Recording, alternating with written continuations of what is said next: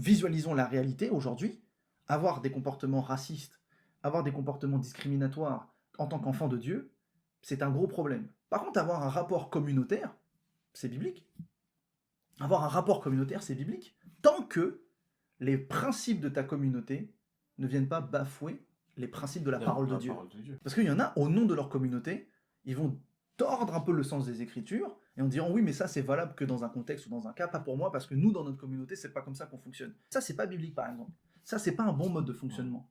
Donc, il faut pouvoir définir les choses telles qu'elles sont et pouvoir les mettre dans leur case de la manière à ce que ça correspond, mais il faut respecter la parole de Dieu. C'est la parole de Dieu qui prévaut sur tout, en fait. Donc, voilà mon opinion, voilà moi ce que je pense au regard de la parole de Dieu.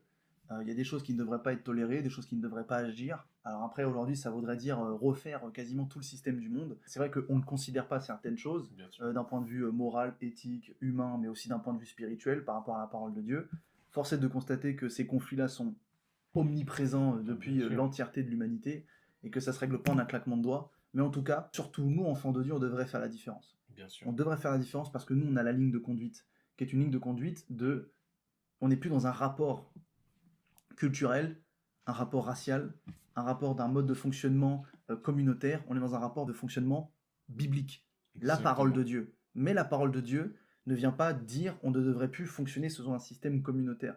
Ça aussi c'est faux. Mais voilà, le respect de la communauté, c'est aussi le respect de l'ensemble des communautés. Et c'est ça qu'il faut voir en situation. Et un aspect qui est quand même très important à prendre en compte, c'est le fait que la communauté, ou au-delà de la communauté, le fait d'être chrétien n'excuse pas tout. Je m'explique.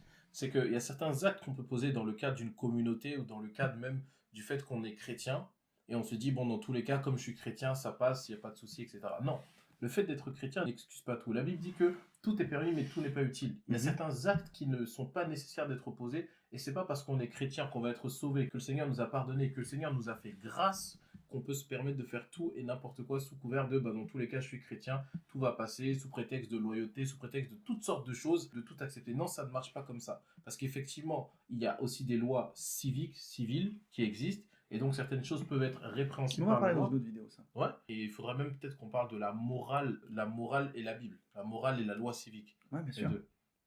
Parce que donc, être chrétien n'est pas non plus synonyme de faire tout ce qu'on veut et basta. Non, la communauté n'est pas synonyme de faire tout ce qu'on veut parce qu'elle doit respecter la Bible, mais aussi la Bible et être chrétien n'est pas synonyme de faire tout ce qu'on veut parce qu'on a le salut et la vie éternelle. Et YOLO.